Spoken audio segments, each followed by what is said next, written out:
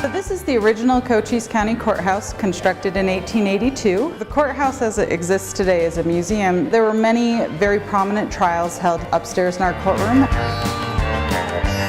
When we think about the OK Corral story today, that is one of the big stories that Tombstone is known internationally for. It's a lot of its legend and folklore. That's how Tombstone history works. Wyatt was all about branding, and he knew the value of his gun, and there are stories of him buying that same model of gun and selling it repeatedly as the one he used at the OK Corral. So it's difficult to authenticate a Wyatt Earp gun, but it is the appropriate model. Is it the one that was used at the OK Corral?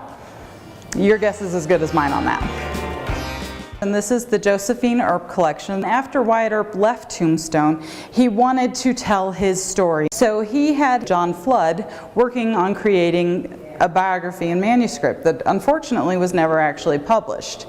This collection, though, contains the correspondence between Josephine and John Flood, along with a collection of photographs of Wyatt from his later years, which are very, very seldomly seen.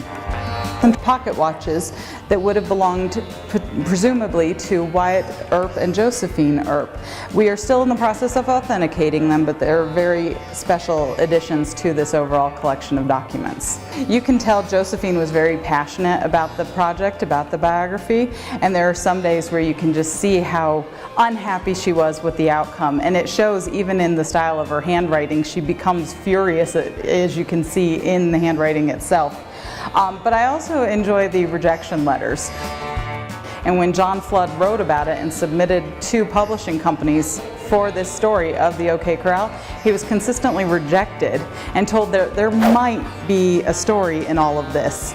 But basically he was a terrible writer, and so nobody was interested in publishing what is now today the most well-known story of Tombstone history.